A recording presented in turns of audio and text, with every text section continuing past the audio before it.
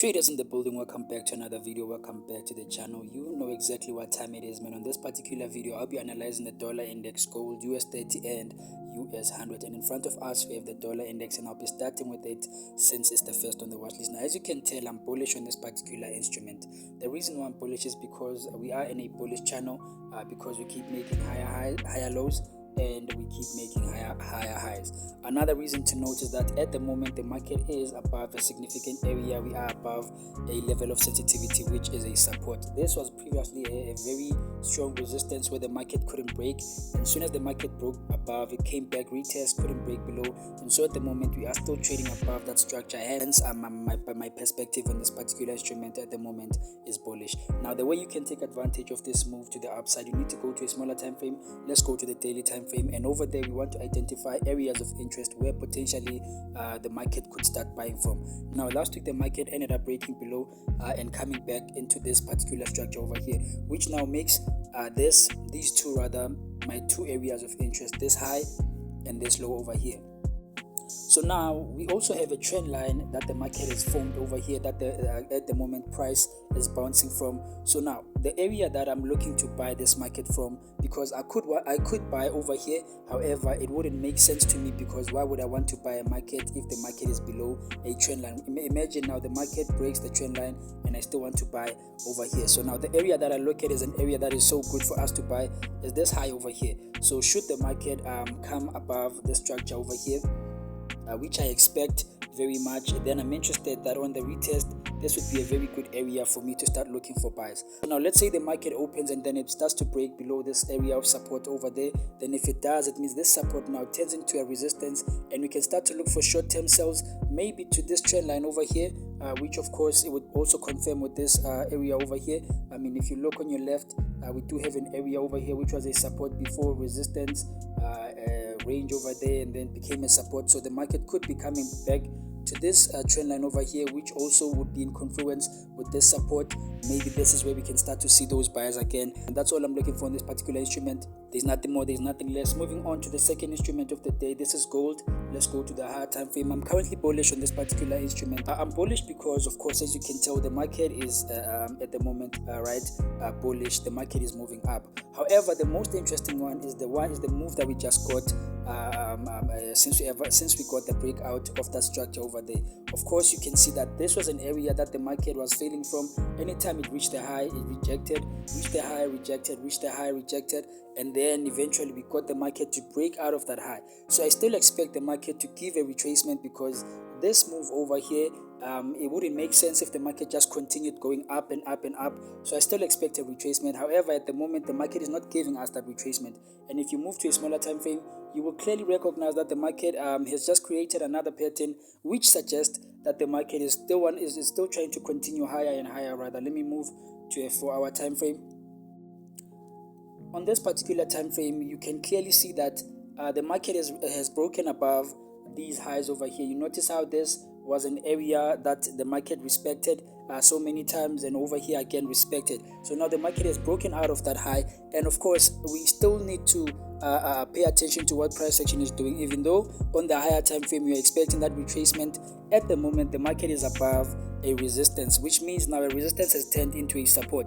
So my expectation for the week that is coming, for me to buy, at least the market needs to give us a retest over here and then we buy, which I really doubt that the market is going to do that. I'm mostly thinking that the market could end up breaking below, because this at the moment for me is not the kind of price action I like. I'm open to the possibility that the market could potentially end up closing below this structure, which I would love, because if then it does that, then it would mean probably we are coming back down over here and potentially going to continue even lower for us to get that retracement. However, at the moment, of course, you can see the market is above this area over here, so it makes sense to look for buys. So what if the market opens and then instead it comes back below this area over here? I'm looking at this area that the market has created over here. So this is a support rather this was a resistance broken, then became support. So for us to sell, these are the two areas. We are either going to sell on that high over here. If the market retraces that, give us a retest on that area, or if the market breaks this particular structure over here,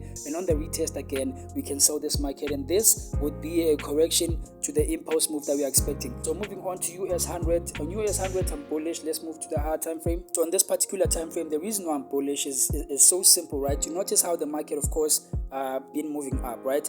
And now the market broke the highest that this particular instrument had been for the longest of time. So this was the highest before this, the market broke out, creating that high that we have over there. So now, as you can see, let me zoom in like this. So as you can see, the market then did break out and gave us a retest, and so now the market is pushing higher. So now this was an impulse correction. So now that this looks like a new impulse, I do expect the market to continue pushing higher, to create new highs, and then give us a retest to continue buying. So this is why I'm still looking for buys in this particular market. Now if you move to a smaller time frame, let's go to the daily time frame over there. So if you go on a daily time frame, you will see that the market is broken above this particular structure over here. This is an area where the market failed to break above for so many times, and now we just got that breakout, of course, which means now this area, which was a resistance for so long, has now turned into a support. So I expect for the week that is coming, the market to treat this as a support for us to take those buys, because at the moment that's the only thing that makes sense. And also, if you look on this trend line that we had over here last week, it would make sense, because this would mean we have two confluences for the market to go higher. If it comes here, it would be retesting this trend line over here, and it would be again retesting this area of support.